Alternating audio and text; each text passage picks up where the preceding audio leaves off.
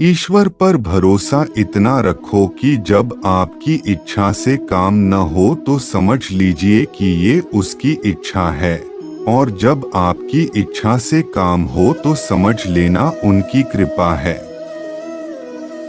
किसी ने बड़े कमाल की बात कही है कि अपने जीवन को ऊपर वाले को सौंप दो, क्योंकि आप जीवन भर में जो कर सकते हैं उतना तो वो एक पल में कर सकता है।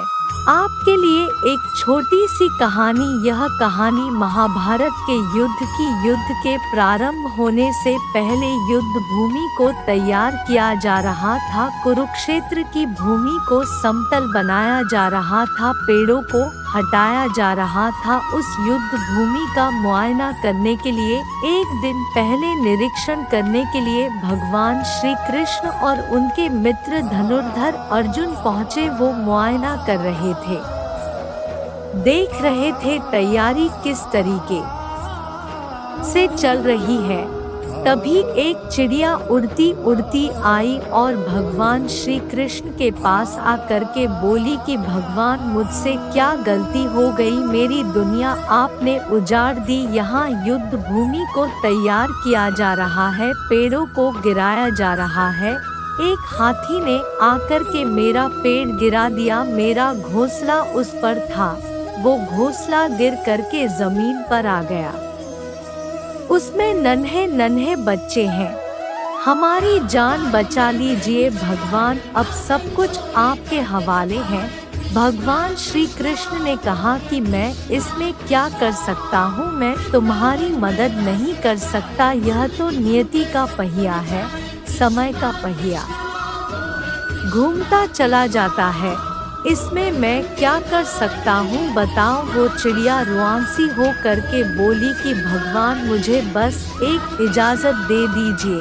भगवान ने कहा कि बोलूँ, क्या पूछना है, क्या इजाज़त चाहिए? तो उस चिड़िया ने कहा कि भगवान, मैं आप पर विश्वास तो कर सकती हूँ ना? भगवान ने हामी भरी। अगले दिन युद्ध शुरू हुआ और युद्ध की शुरुआत से पहले भगवान श्री कृष्ण ने अपने दोस्त अर्जुन से कहा, अपने मित्र से कहा कि मुझे अपना धनुष और एक तीर दे दो, एक बाण दे दो। अर्जुन ने अपना धनुष सौंपने से पहले पूछा कि केशव, आपने तो प्रतिज्ञा ली थी कि आप शस्त्र नहीं उठाएंगे। अर्जुन के भगवान को शस्त्र क्यों उठाना पड़ रहा है? आज ऐसा क्या हो गया? तो भगवान श्री कृष्ण ने कहा कि उस सामने हाथी देख रहे हो, उस हाथी ने उस चिड़िया का घोंसला गिराया, उस पेड़ को नष्ट कर दिया जिस पर उस चिड़िया का घोंसला था। मुझे कुछ तो करना पड़ेगा। अर्जुन समझ गया भगवान श्री कृष्ण ने वो धनुष लिया है, एक तीर छोड़ा, लेकिन ये क्या, वो तीर जा करके हाथी को लगा ही नहीं। उसके गले में घंटी लटकी थी, उस पर जाकर के लगा और वो घंटी नीचे जमीन पर गिर गई। अर्जुन हंसने लगा और कहने लगा कि माधव, आपसे नहीं हो पाया, मुझे मौका दीजिए, 1 मिनट में उस हाथी को नष्ट कर दूंगा, खत्म कर दूंगा।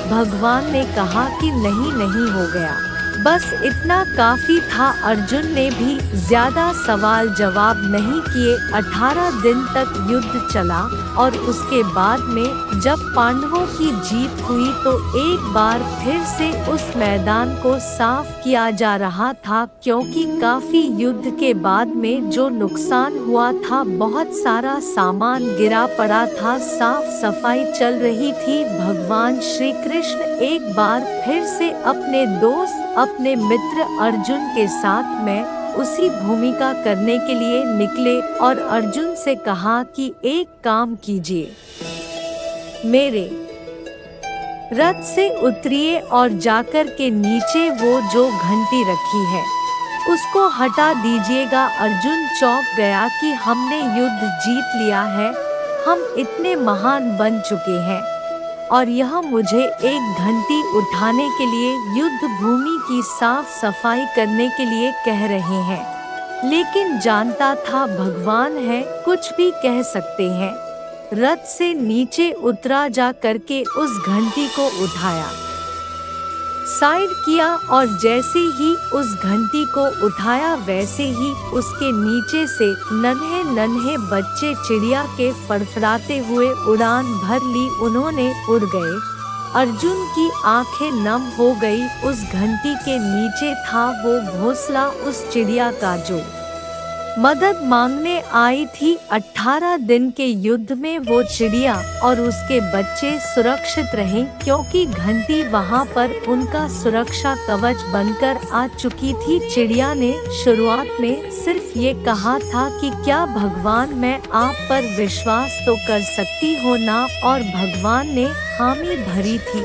कहानी बहुत छोटी है लेकिन हमें सिखाती है कि दुनिया में हमारे सामने चाहे जो परिस्थिति आ जाए, एक काम कीजिएगा, अपने जीवन को ऊपर वाले को सौंप दीजिएगा, क्योंकि आप जीवन भर में जितना कर सकते हैं उससे कहीं ज्यादा तो वो एक पल में कर सकता है।